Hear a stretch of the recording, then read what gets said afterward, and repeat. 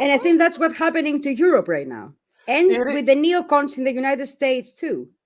yes, because this toxic marriage in Washington between the hardcore neocons, old school, like those people who belong to the Project for the New American Century in the late 90s, who basically invented the war on terror, who are pro invading Afghanistan, Iraq, and then everybody else, Syria, Libya, Lebanon, Somalia, Yemen, Iran, etc.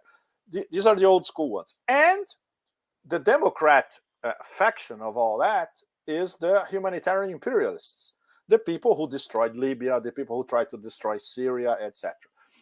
So this toxic marriage is bipartisan, which is something that a lot of people all across the world, even in Europe, and even well-informed citizens in Europe, they don't understand how it works. So basically it's the same thing. One of the denominations that we had years ago was to call the whole thing War Inc. But War Inc. refers only to the industrial military complex.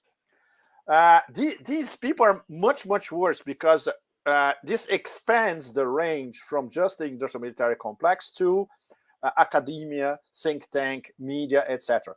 And our friend Ray McGovern, the former CIA analyst, he came up with this absolutely fantastic acronym. It's called MICIMAT. MICIMATT.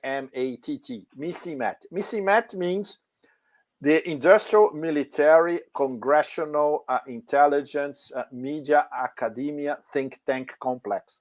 And this is a very good definition because then we have the whole bubble. And this is the bubble that we find in what we call the Beltway, which is the confluence between Washington, Maryland, and Virginia, with extensions in Wall Street, in New York City. Council of Foreign Relations is based in New York City. It's not based in Washington, for instance. The Rand Corporation is based in Santa Monica in California. It's not in the Beltway. So these are the extensions, right? This is the MICIMAT.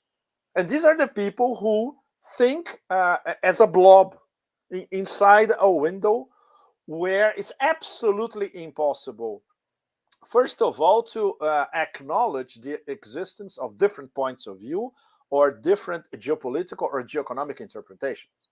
Forget it. That's the, I would say, the most direct explanation for the Chinese who want to rule the world, and Putin is the new Hitler. This comes directly from this impossibility, this analytical impossibility by these people. So if you read their media, not only Washington Post, New York Times, every day,